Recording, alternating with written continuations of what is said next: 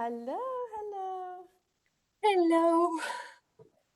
Nice to see you, Maria and Nice Slavika. to see you. How are Good you? afternoon. Good Hello, afternoon. Slavika. Nice to meet you. Nice to meet you as well. So, Maria, Slavica.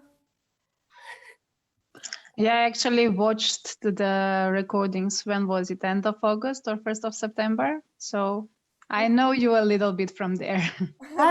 Okay. Good to Good. know. Yeah, good. Perfect. And Yeah, I talk Sasa. a lot. Oh, no, you No, don't. it was great. I actually really enjoyed it. Mm-hmm. I'm Nice. very happy. Thank you. Yeah. And Sazia will be 50 minutes late, so we can start right Mm-hmm. now. First of all, how are you, Slavika? How are you? How are things going? Work I'm and very good. A bit nervous, although I know it's just the three of us, the four of us. mm-hmm. Still, for some reason, my heart is a little bit pumped up, but I guess that's a good thing. It is. Yes. Yeah. Same. Excitement. Maria. Mm-hmm. Yeah, so same, definitely. It was easier because in the previous life I was sharing. I mean, I spoke. It's not that I didn't speak in the end, but I didn't share my story. So that was a bit more, sharing your story, sharing your thoughts, sharing, the knowledge that you have in something is much more tricky, especially when you're speaking, with other people. And when there is like, I don't know how many people are going to be joining this Zoom call, but yeah, I mean, definitely it's something which is intriguing and challenging at the same time. Mm-hmm. It's much easier for me when I'm just speaking to Omnia or to Slavica.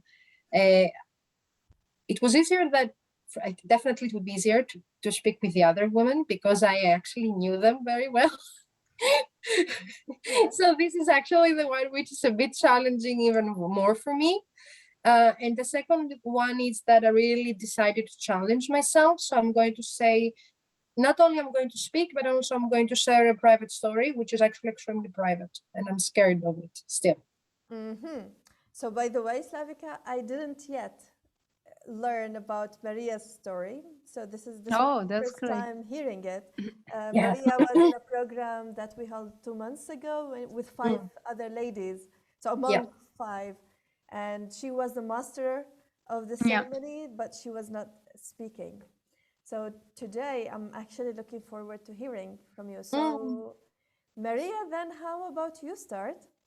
Ah, great. So yes, of course, the difficult part to Maria. Of course. Because I've heard Slavika's one more than once, so I would like to hear yours now. Okay, I'm starting. Just a little more. Uh, okay, so as I mentioned, it was just one sec because I need to, because they're sending messages on Teams and I need to close it for sure. Mhm. Uh,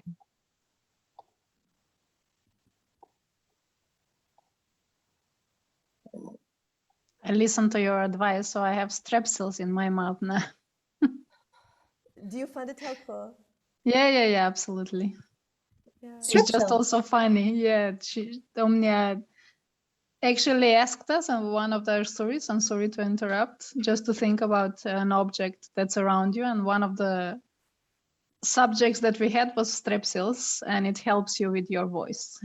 And the Oh, implementation, okay. yeah, I have the actually preparation. water with me, but I'm going to try maybe like something. Yeah.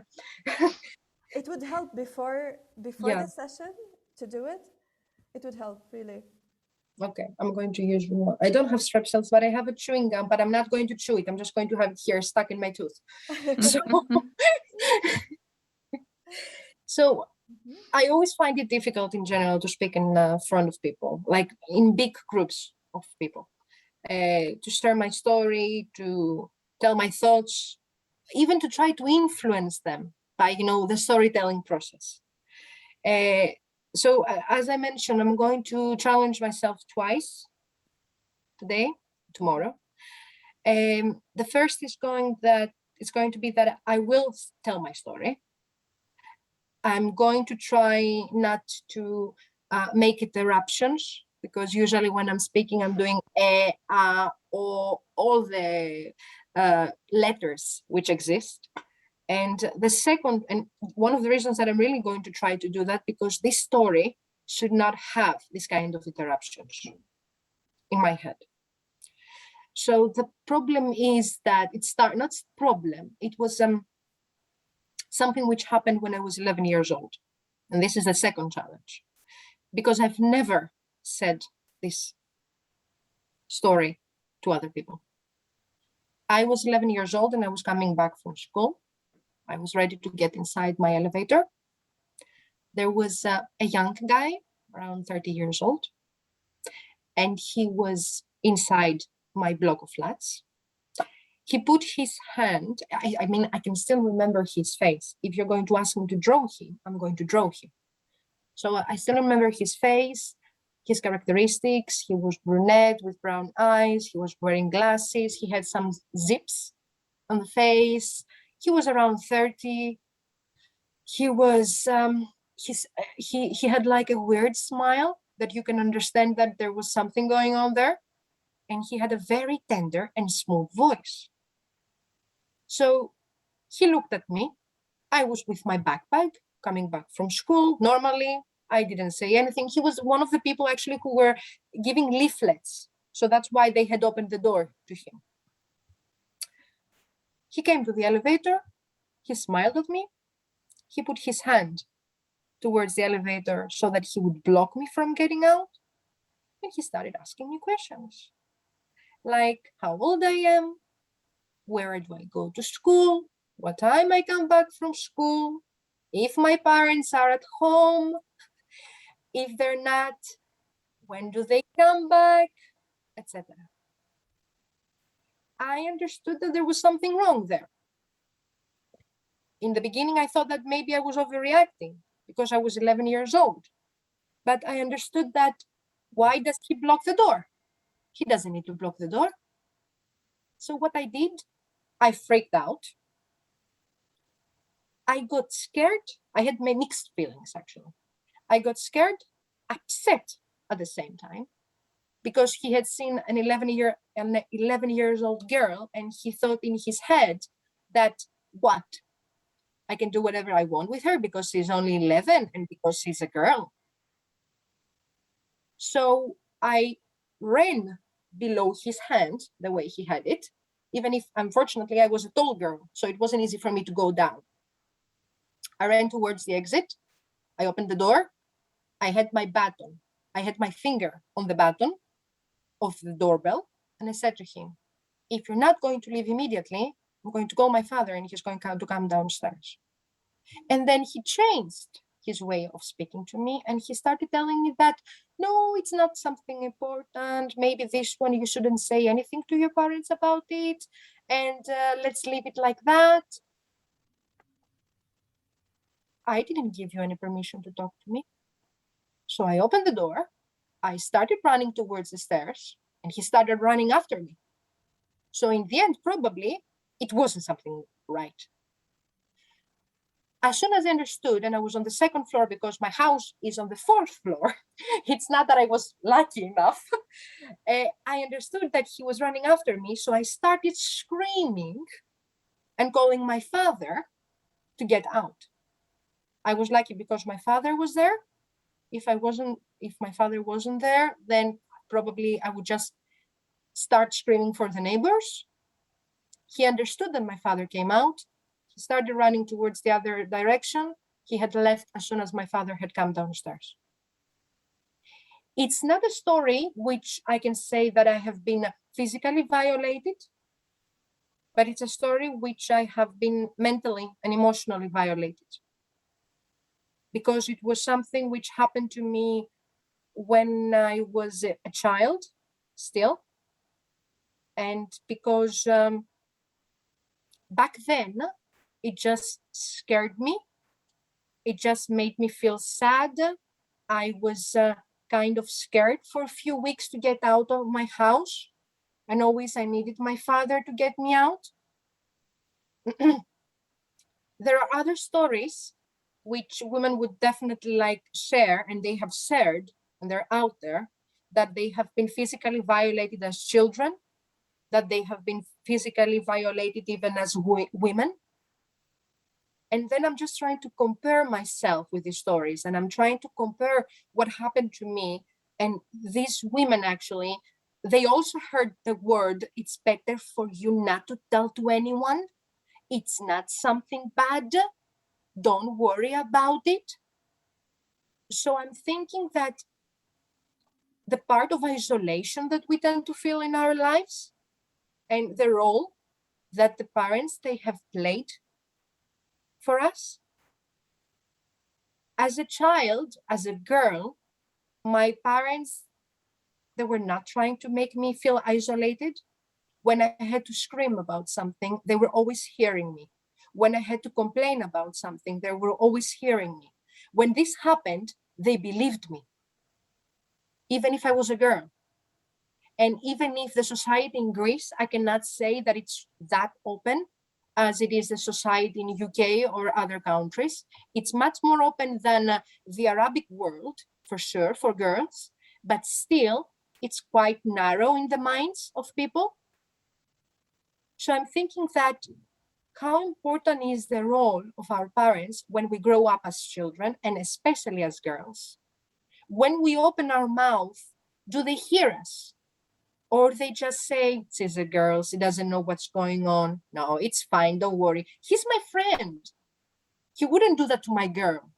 So they would try to believe their male friend or their male cousin or their male uncle instead of believing their own daughter.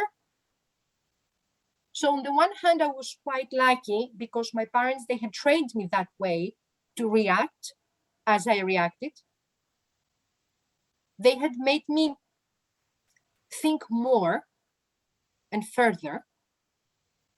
But on the other hand, even me, who I was trained by my parents, somehow I ended up being violated because men out there, some men, not all of them, they think that the girls are an easy catch.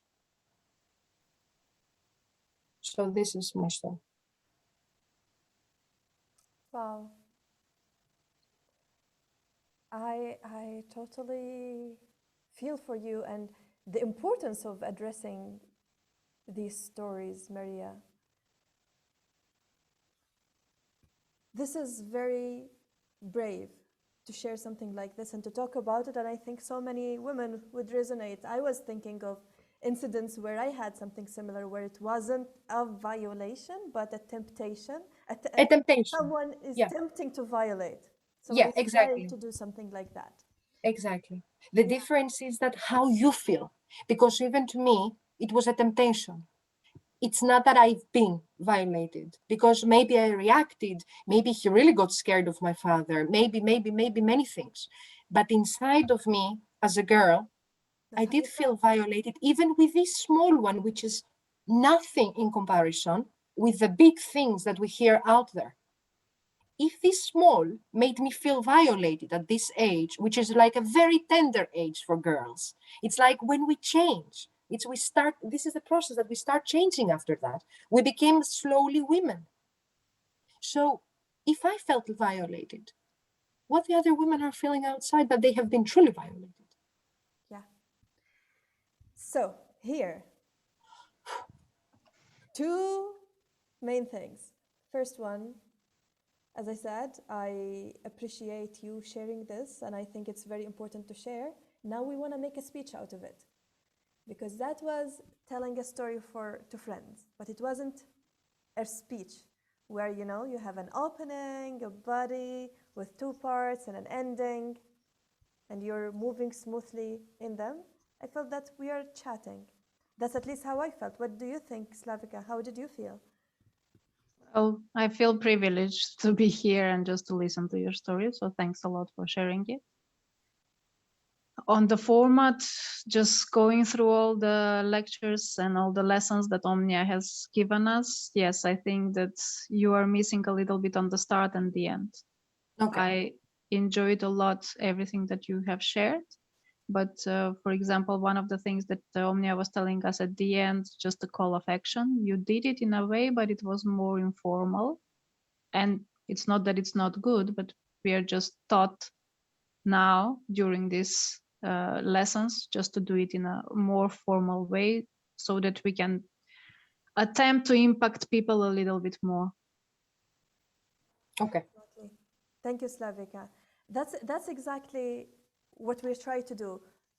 Keep the time, because when we carry on just talking as friends, sitting here talking and chatting, we tend to be long and maybe not address the main points we want to address, not to say the call to action, the Yeah. purpose of our speech, not to hit it the right way or at the right time.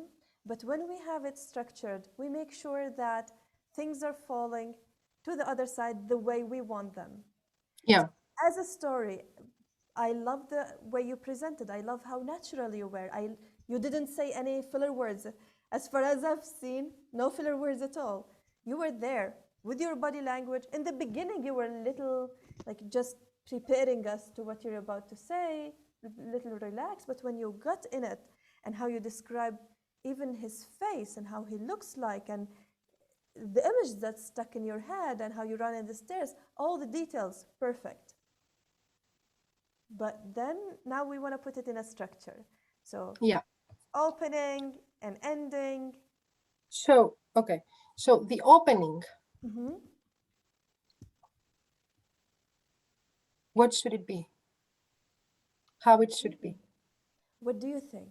How would you start approaching this? Because for us, you were preparing us to what you're about to say. Mm-hmm. It felt like a warm up, but it felt more chatty than really an opening for a speech. So Okay. you wouldn't usually share something like this, but you decide to share it now. Yeah. Yeah. But maybe you want to start with something even more, a little more formal, but more attractive. Mm.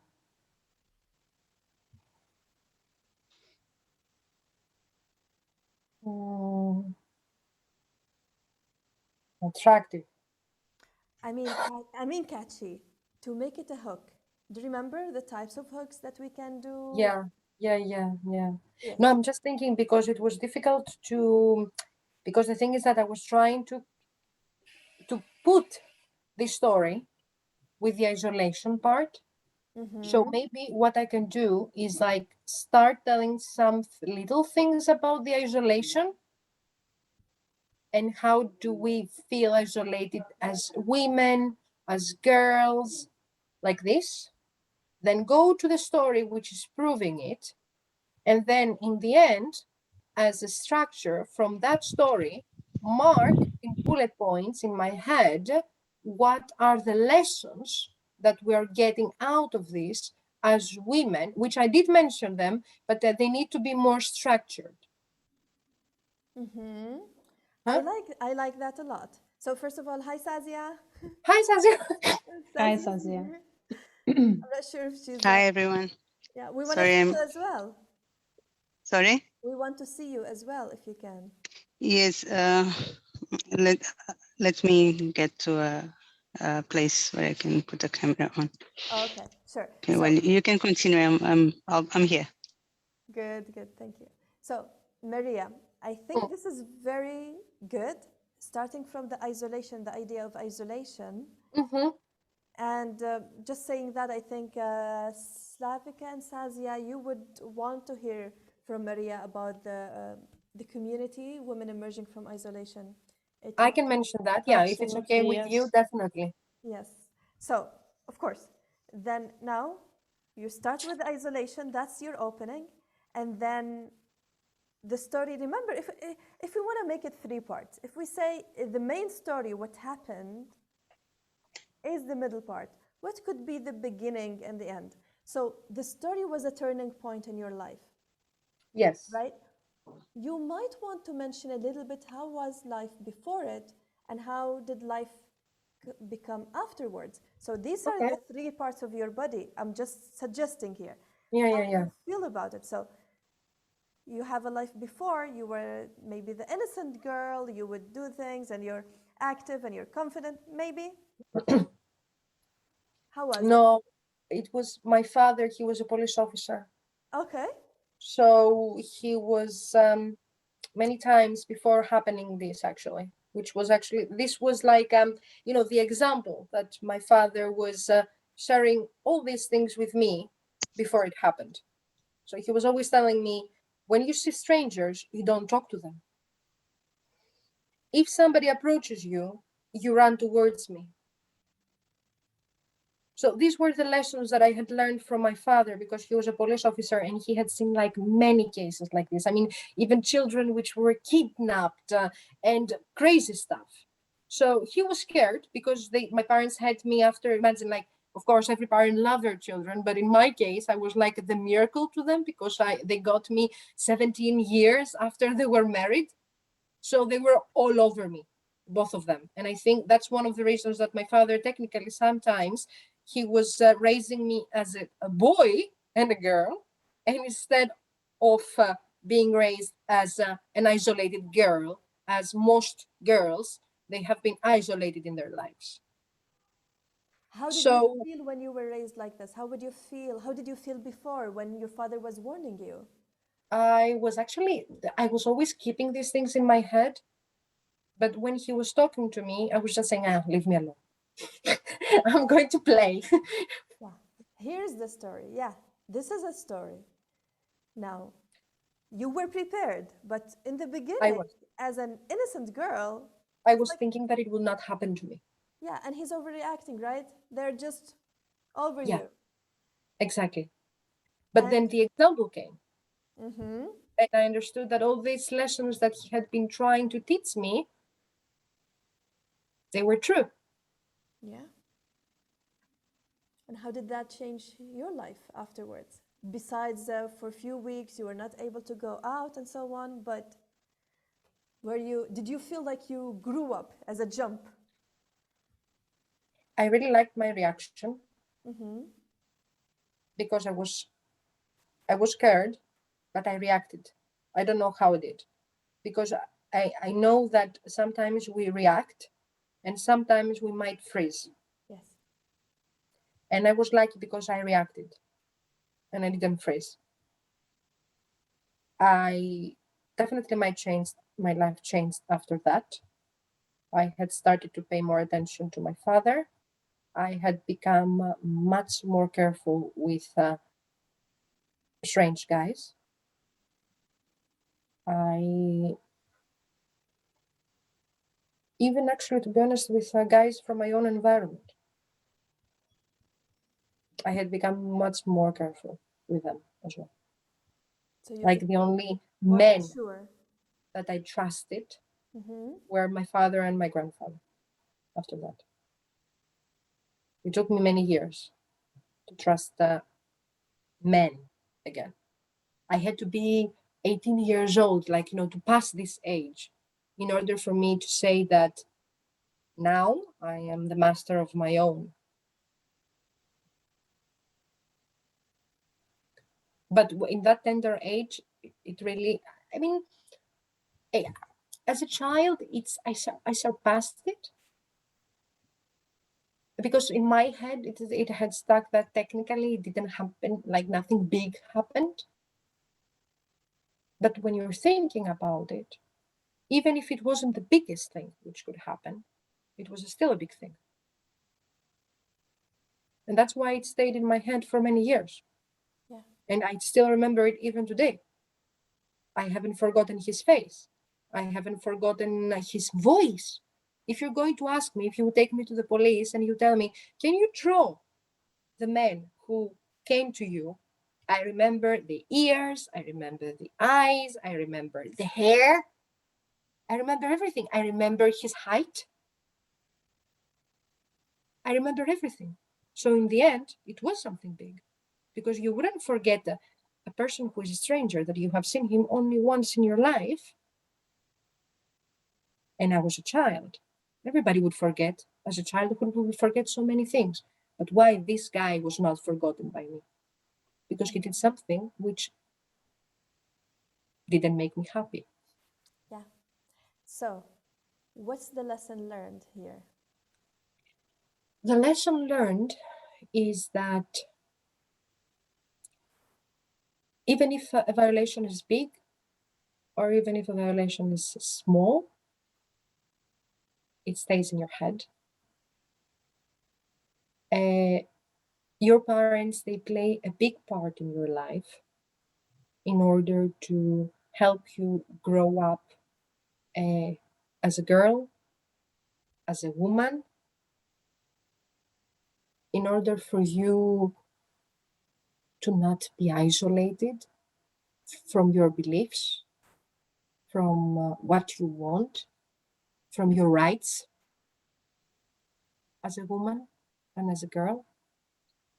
And also, the third one, which is I think the most important one, is that as long as these situations still go on even today, these are one of the biggest proofs that the society has still not recognized that girls and women, they have equal rights as boys and men.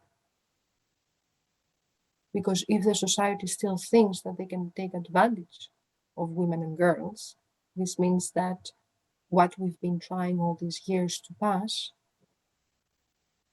it didn't have any results. That happened, I was 11, so that happened 24 years ago. Unfortunately, these things still happen today.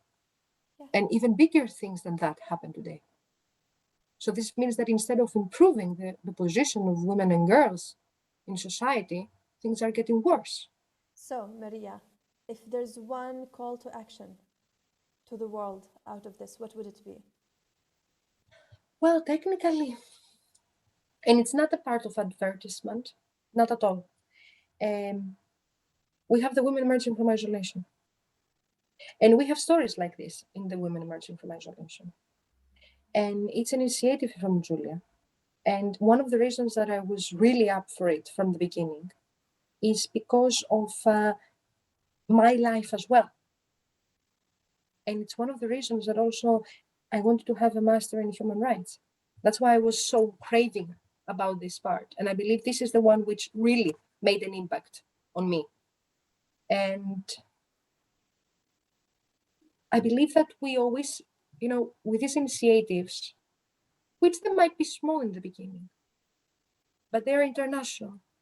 And women are coming from all over the world, and we hear their voices, and they hear us. And that's why I was really excited with the We Learn that we did with Omnia on the storytelling. Because we hear them, and they hear us. And even now, I'm meeting Sazia, I'm meeting Slavika.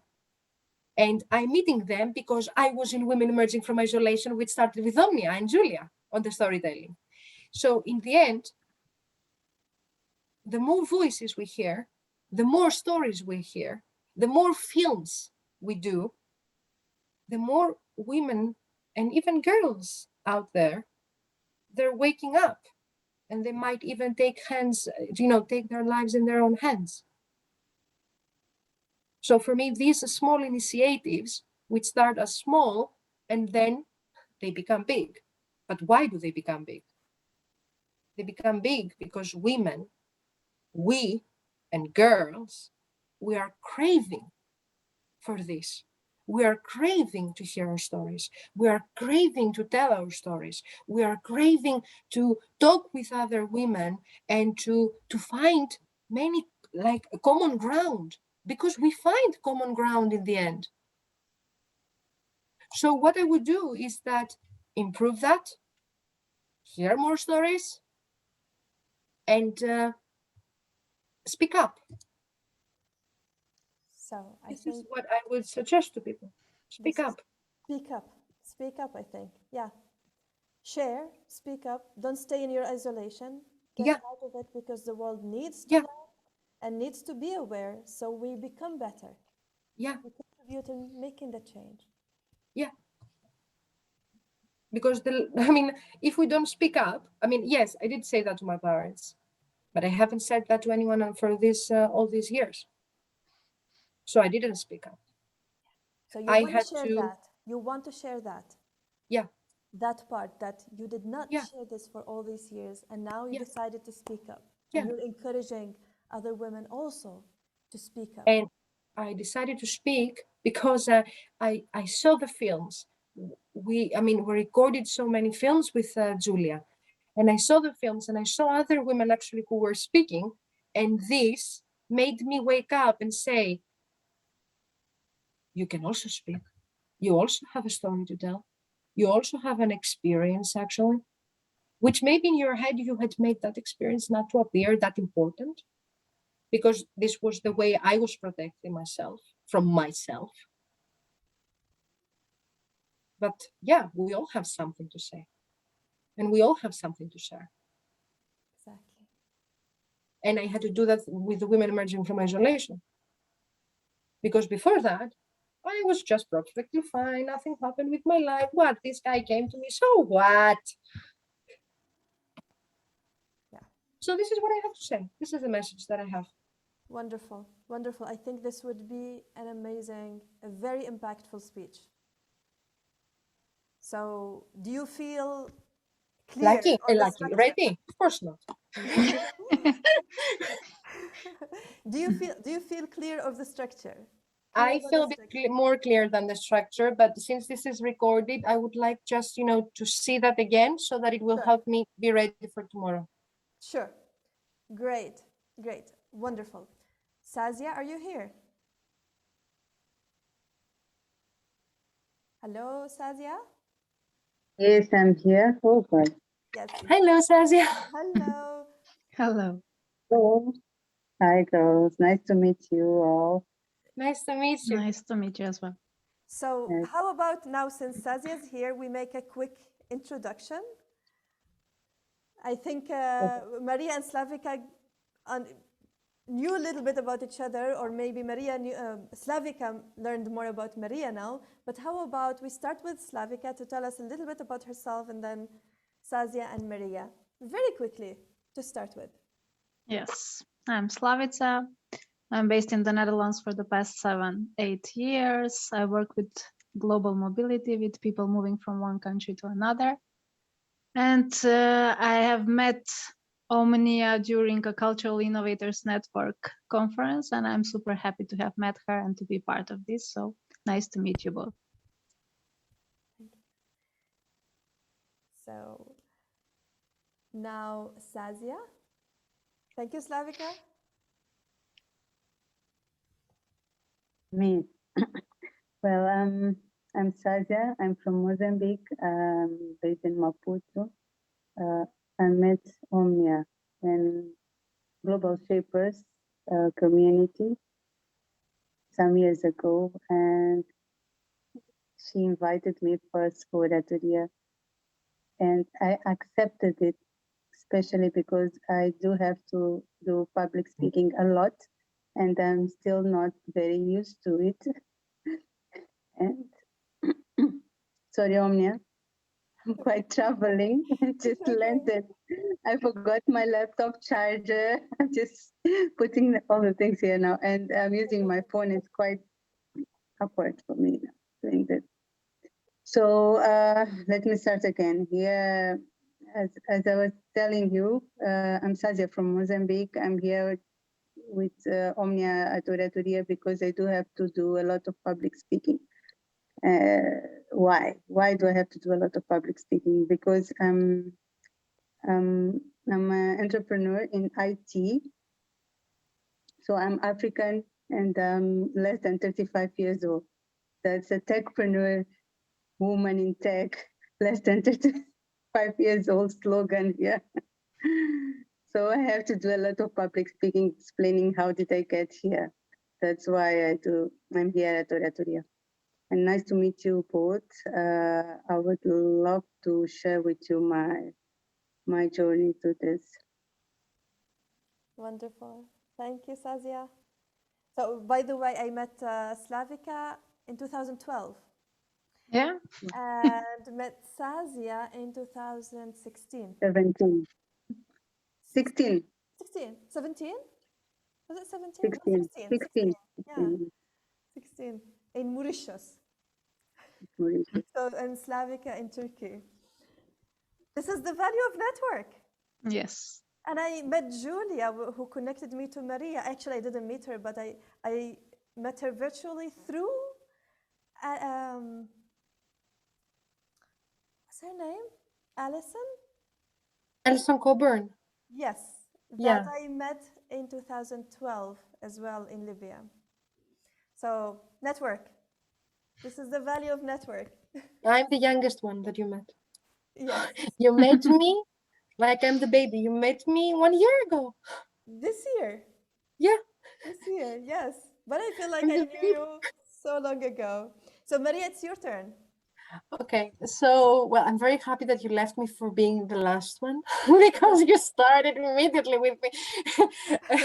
So, I am Maria. I have been, I'm living in Greece. I was in London for many years, for almost 10 years. I have been working in Common Purpose, and this is where I met Julia, who is the founder of Common Purpose.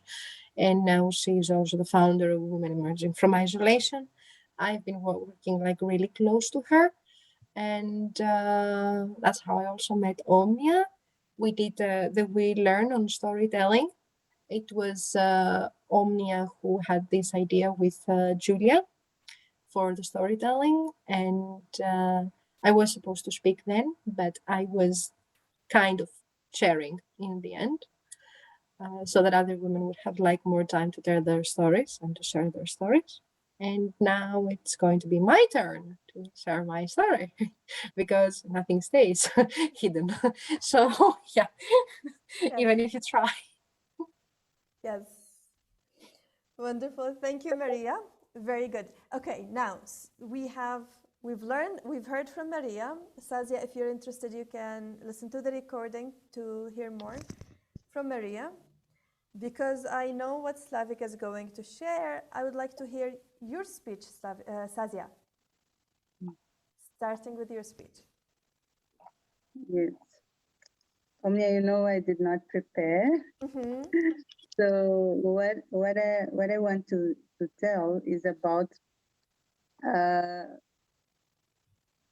my journey, but telling how I accepted me as I am, and to be a public speaker, not to be a public speaker, but accept me as I am at the end. You know, I'll try to share how I didn't fit anywhere during my journey, and at the end, I just understand that all of us, we are unique persons, we are unique human beings, and that's why we have and we deserve to be heard, as Maria said, and to share our views and to be listened to as well. So at the end, what I wanted to say is about how we can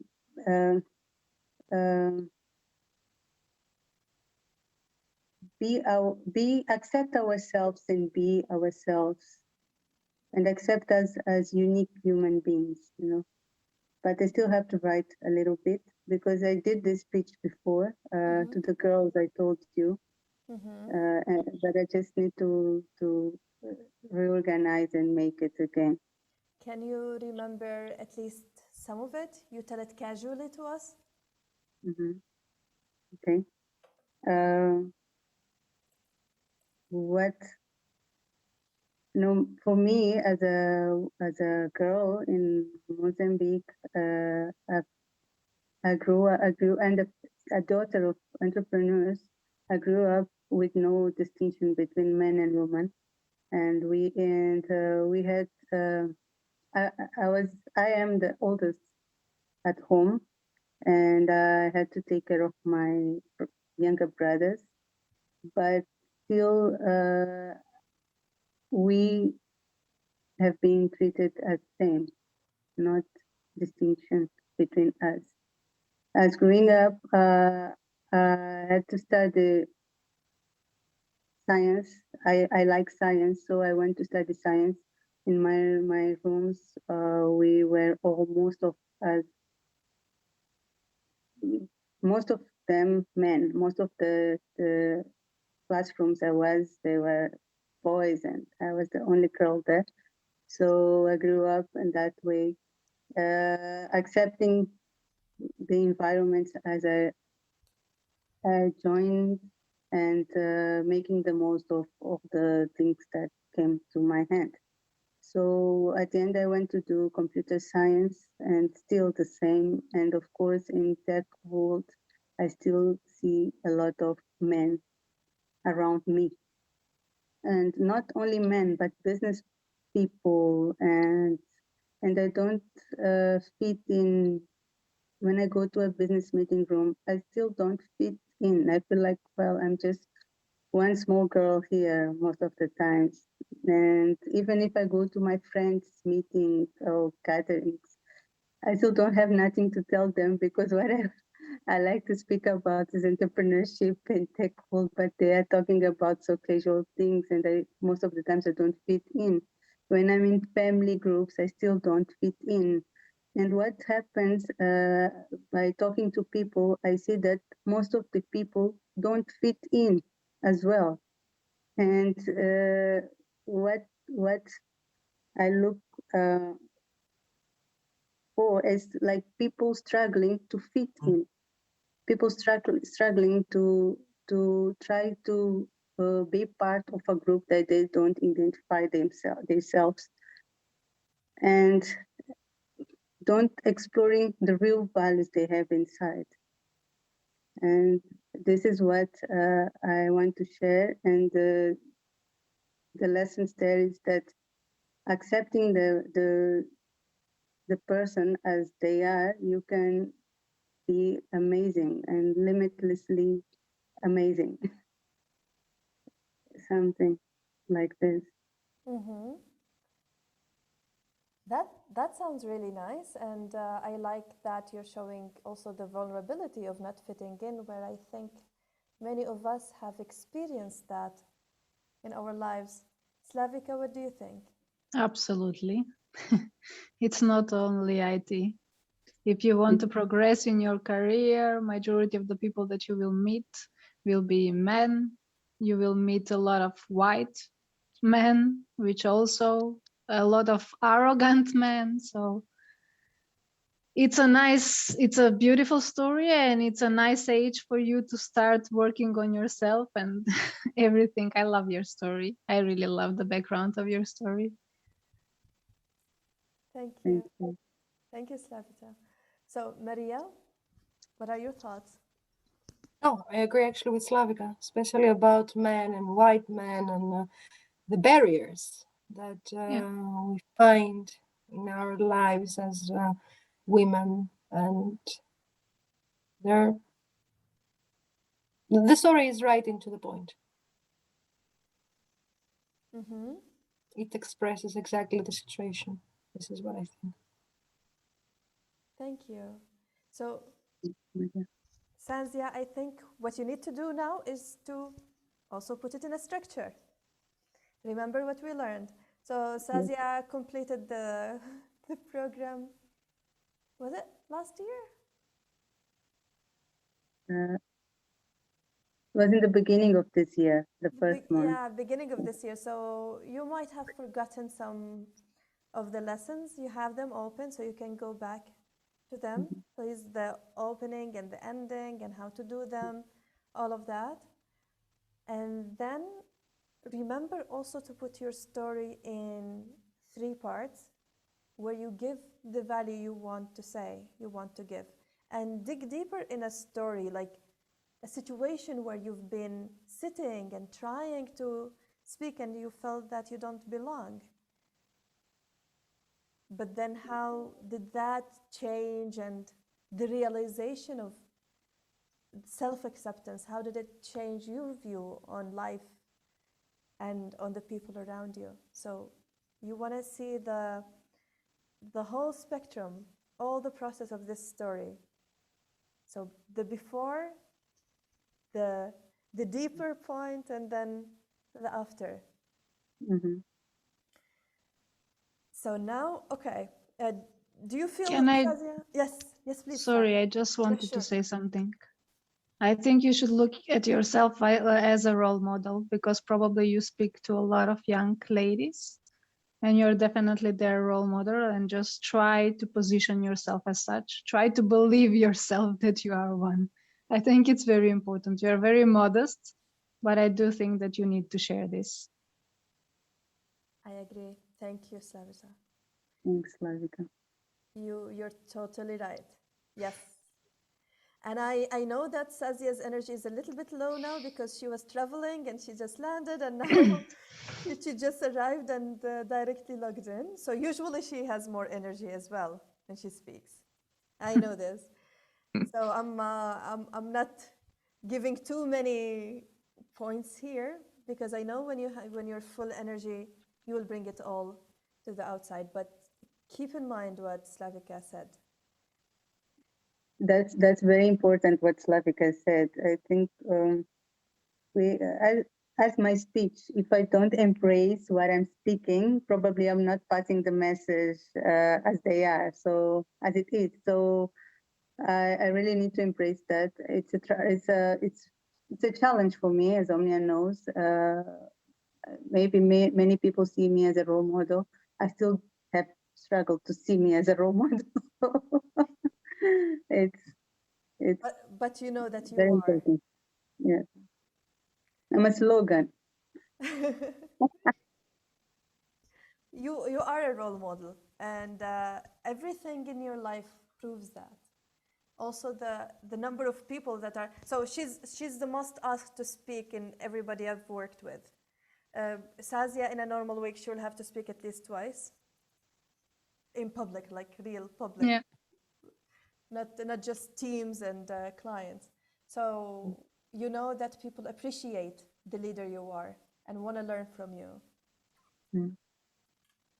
And now you want to reflect that inside. I know you do. So now, because we want to make sure we keep the time, it's time to hear from Slavika. Yes, I'll just drink a bit of water and then start. Sure.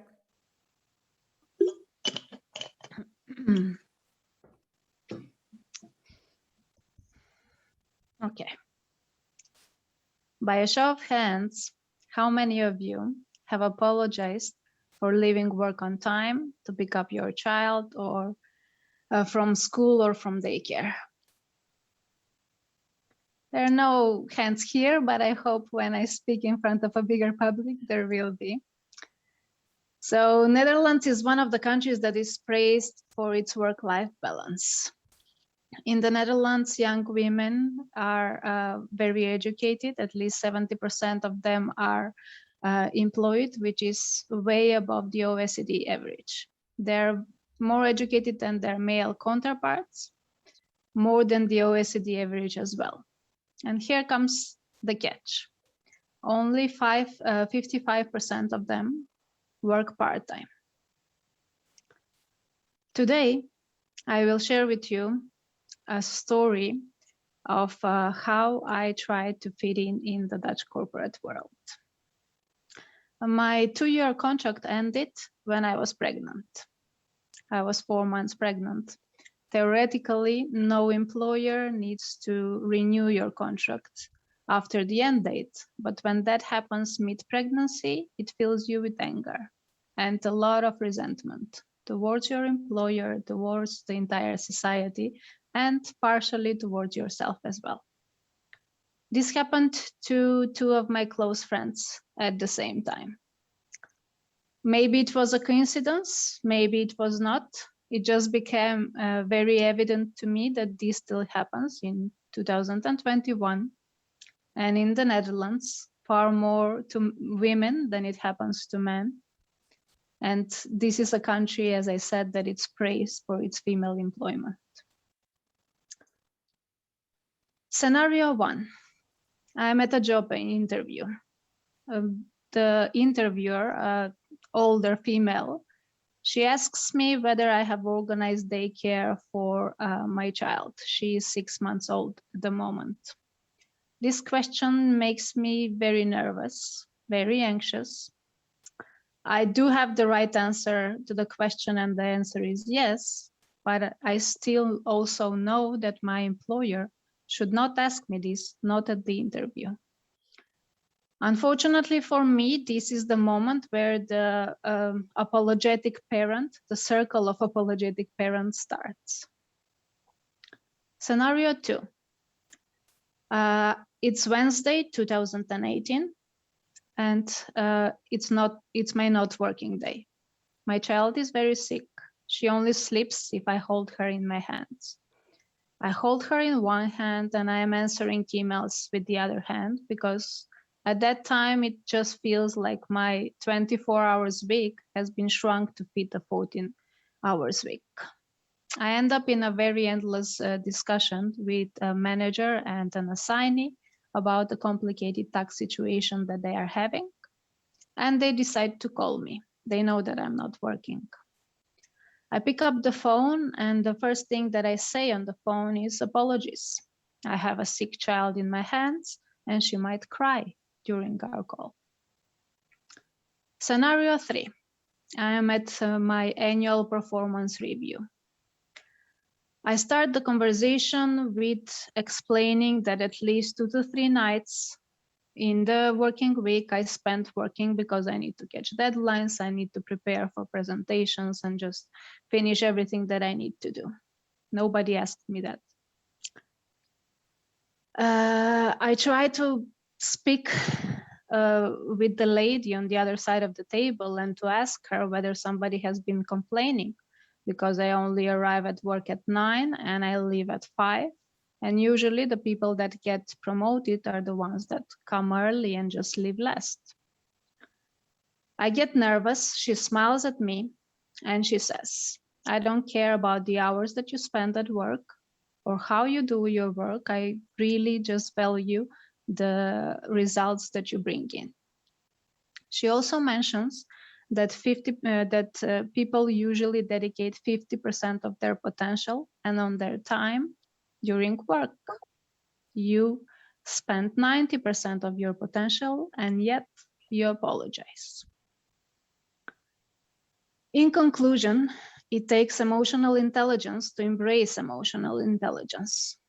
It takes a lockdown for us to make an example out of working parents that manage to work full-time and to take care of their children at the same time. It takes me to make a story out of a female assignee that needed to present a negative pregnancy test to be able to get a work permit in the country that I have helped her move into. It is the small daily wins that bring us the widest smiles.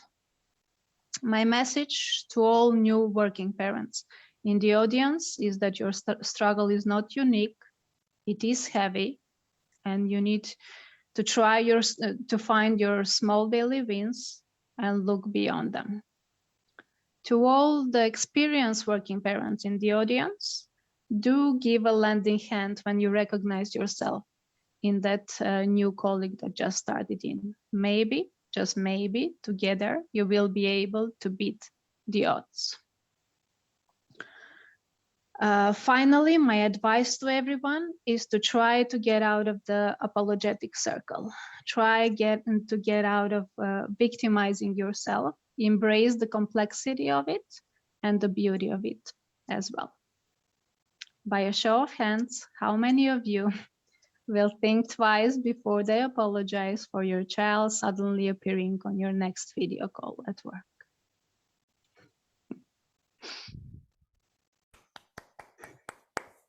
Thank you. Beautiful, Slavika. Beautiful. Maria, what do you think? I will send an invitation for women emerging from Asian nation to both Slavika and Sazia.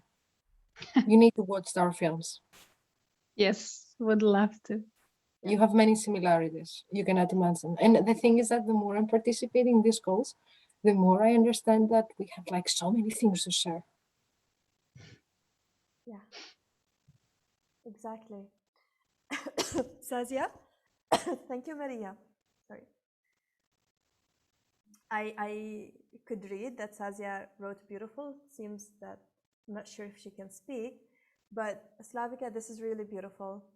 If I want to go back to what we talked about, I see the energy. I see the structure is very clear. You're moving very smoothly in the speech, obviously very well prepared. What I would like to note again is the vocal fry. Yeah. because at the end of every sentence, you're using it. So listen to yourself here, watch the recording, and try to train yourself to speak with the same tone. Don't go to the lower tone. Yeah, I This did is- it with my husband now before we started an hour ago. And when I'm speaking in normal life, in real life, I don't do it. At least I don't hear myself. Yeah. I think because of the headphones, I also hear myself. And because I'm so introverted, I don't like hearing myself. And then I lower my voice as a result. But I absolutely know what you mean. Good. The other thing also is the smile. Because if you're too serious even if you're talking about something that's serious, but you can always have Yeah. a simple smile on your face that's easier to connect with. And Yeah. also it helps you feel calmer and feel more connected to the people you're talking to. So remember, Thank you. maybe I would put a sticky note with a smiley face. I did that before we started. Okay. I thought it will help, but I was a bit nervous. Not a bit, a lot nervous. But beautiful. I love it.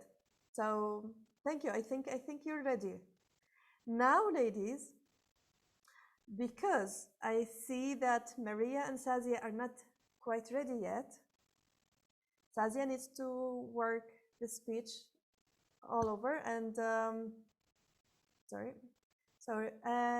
Maria also needs to finish her speech. So how about we postpone the delivery to probably not next week, because Slavika will be busy on Wednesday next week, but to the week after or some other time next week, another day.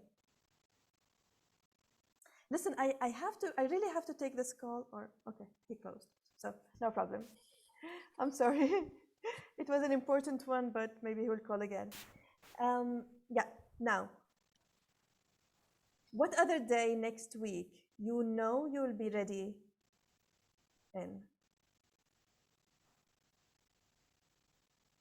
All of you. So Slavika is ready. What day would you be able to hold the session?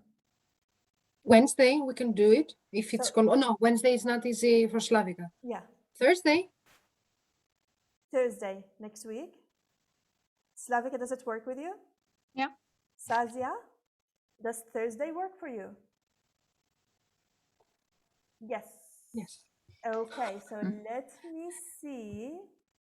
Then next week, Thursday next week, if we say 1 hour ahead of the time that we have now, so 12 o'clock Amman time, it will be 11 o'clock CET time.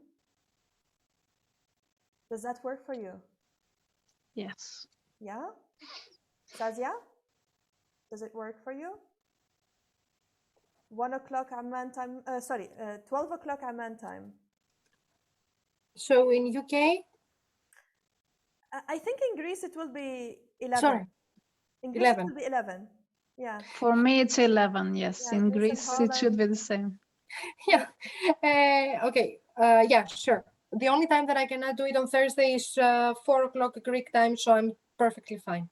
Wonderful. I just have to go because I have another meeting to start.